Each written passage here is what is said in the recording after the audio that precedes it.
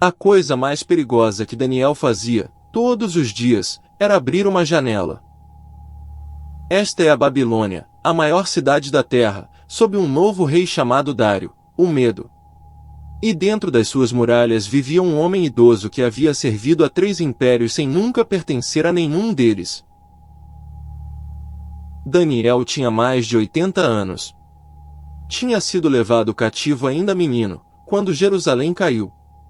Interpretou sonhos de reis, leu a escritura na parede de um palácio, e sobreviveu a todos os governantes que já o ameaçaram. E agora o rei Dário planejava colocá-lo sobre o reino inteiro. Porque havia algo em Daniel que nem os seus inimigos conseguiam negar. 3 vezes ao dia, todos os dias, por quase 70 anos, ele subia ao seu quarto, abria a janela voltada para as ruínas de Jerusalém, e orava. Não em segredo. Não com medo. Com a janela aberta. Havia nele um espírito excelente, diz o registro. Nenhuma corrupção. Nenhuma negligência. Nada. Na cidade mais política do mundo, o homem era simplesmente íntegro. O que significava que, se alguém quisesse destruir Daniel, restava exatamente uma opção. Os governadores e sátrapas se reuniram no escuro, como fazem os homens quando o plano é vergonhoso. Nunca acharemos ocasião alguma contra este Daniel, concordaram, a não ser que achemos contra ele na lei do seu Deus. Então construíram uma armadilha com um único material que nunca falha. O orgulho de um rei. Foram até Dário em grupo, sorrindo. Ó rei Dário, vive para sempre! E propuseram uma lei digna de um Deus. Por 30 dias, ninguém no reino poderia fazer petição a Deus ou homem algum, exceto ao próprio rei. Quem desobedecesse, seria lançado na cova dos leões. Dário ouviu uma homenagem. Devia ter ouvido uma armadilha. Ele assinou o decreto, e pela lei dos medos e persas, um decreto assinado jamais podia ser revogado. Nem mesmo pelo rei que o assinou. A tinta ainda estava fresca quando os conspiradores saíram, quase correndo, em direção à rua de Daniel. Daniel soube do decreto. Entendeu exatamente o que aquilo era, e exatamente para quem tinha sido feito. E sabendo que o documento estava assinado, ele foi para casa. Subiu ao seu quarto. E com a janela escancarada na direção de Jerusalém, ajoelhou-se 3 vezes naquele dia, e orou, e deu graças diante do seu Deus. Como costumava fazer. Nenhum discurso. Nenhum protesto. Apenas uma janela aberta, e um homem que se recusava a esconder a coisa mais importante sobre si mesmo. Eles estavam vigiando, é claro. Esse era o propósito da lei. Encontraram Daniel orando, e correram ao palácio para cobrar o prêmio.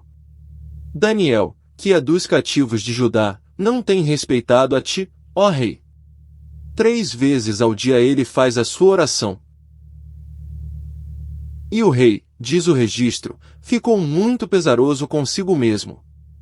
Trabalhou até o pôr do sol buscando um meio de livrar o velho. Não encontrou nenhum. A própria assinatura dele estava no caminho. Ao anoitecer, os soldados vieram buscar Daniel.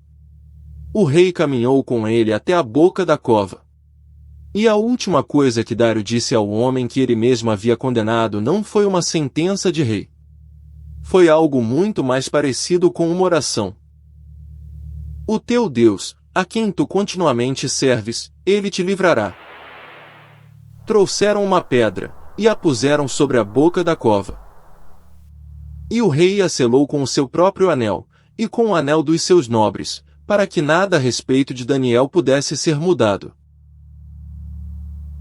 Então as tochas se afastaram.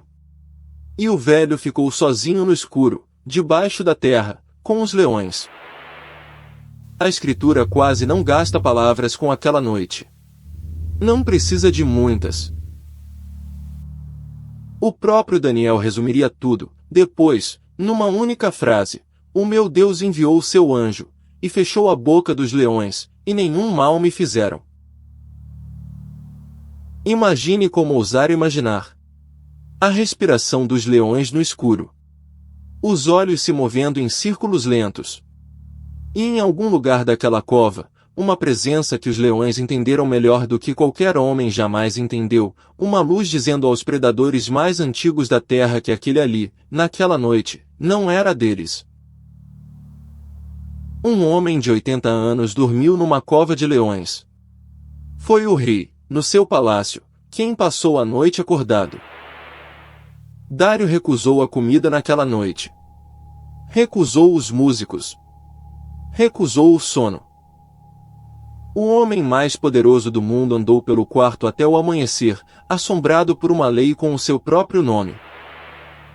Ao primeiro raio de sol, o rei correu, para a cova dos leões. E clamou com voz triste: Daniel, servo do Deus vivo. O teu Deus, a quem tu continuamente serves, pôde te livrar dos leões.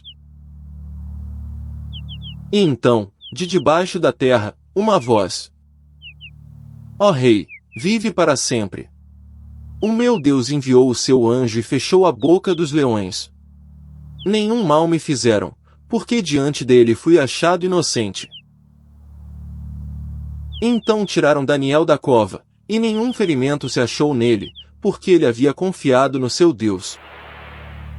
Então o rei Dário escreveu um novo decreto, e ele escreveu de coração: a toda nação e língua da terra, tremam e temam diante do Deus de Daniel.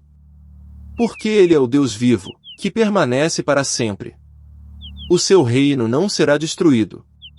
Ele livra e salva. Ele opera sinais e maravilhas no céu e na terra, ele, que livrou Daniel do poder dos leões. Daniel não pregou um único sermão à Babilônia. Ele apenas abriu uma janela, 3 vezes ao dia, por 70 anos, e deixou o império assistir ao que a fidelidade parece. A cova dos leões nunca foi o verdadeiro teste. A janela era. A cova foi apenas a noite em que o mundo inteiro descobriu o que Daniel sabia desde sempre.